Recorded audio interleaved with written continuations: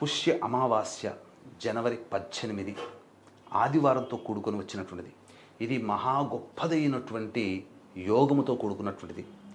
ఎవరైతే శని ప్రభావం వలన బాధలు ఇబ్బందులు పడుతున్నారో, ఇప్పుడు ఎదుర్కొనేటువంటి సమస్యలకి గత జన్మ కర్మదోషాలు కాబట్టి అటువంటి వారు ముఖ్యంగా ఈ యొక్క మేష, మిథున, కర్కాటక, సింహ, కన్య, వృశ్చిక, ధనస్సు, కుంభ, మీన రాశుల్లో జన్మించినటువంటి వారు ఈ దోష నివారణార్థమై ఈరోజు నవగ్రహాల చుట్టూ శివాయ నమః అంటూ 27 ప్రదక్షిణలు చేసి శనైశ్చరుడికి కానీ, కాలభైరవుడికి కానీ, అలాగే ఈశ్వరుడికి కానీ, శివలింగానికి కానీ శుద్ధమైన ఆవు నేతితోనైనా, ఆవ నూనెతోనైనా, నల్ల నువ్వుల నూనెతోనైనా కానీ అభిషేకము జరిపించి శంకు పుష్పాలు, నీలిరంగు చామంతి పుష్పాలు, గరికతోనైనా అలాగే మారేడు దళాలతో, బిల్వపత్రాలతో అర్చన చేసినట్లయితే సమస్త శని బాధలు తొలగిపోయి పరమేశ్వరానుగ్రహం కలుగుతుంది.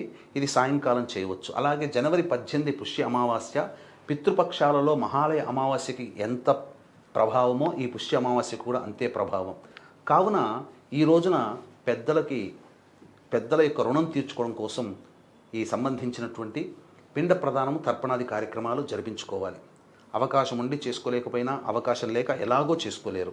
కాబట్టి మీ తరపున బ్రాహ్మణులని కర్తగా పెట్టి కాశీక్షేత్రంలో పిండ ప్రదానము, తర్పణాది కార్యక్రమాలు ఆదివారం అమావాస్య జనవరి 18వ తేదీన జరిపించడం, సాయంకాలం 7 గంటలకి ఈ యొక్క సర్వదోష నివారణ పూజలు, హోమాలలో భాగంగా ప్రత్యంగిర, బగలాముఖి, రాజశ్యామల, వారాహి, ధూమవతి, అలాగే శనీశ్వర, కాలభైరవ, మృత్యుంజయ, సుదర్శన, లక్ష్మీ హోమాదులు జరిపించి శక్తిపాతము చేసినటువంటి కరుంగలి మాల ఇవ్వడం జరుగుతుంది.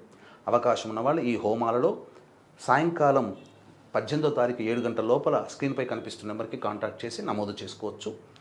18వ తారీఖు లోపల ఈ యొక్క పిండ ప్రదానాల్లో కూడా నమోదు చేసుకోవచ్చు.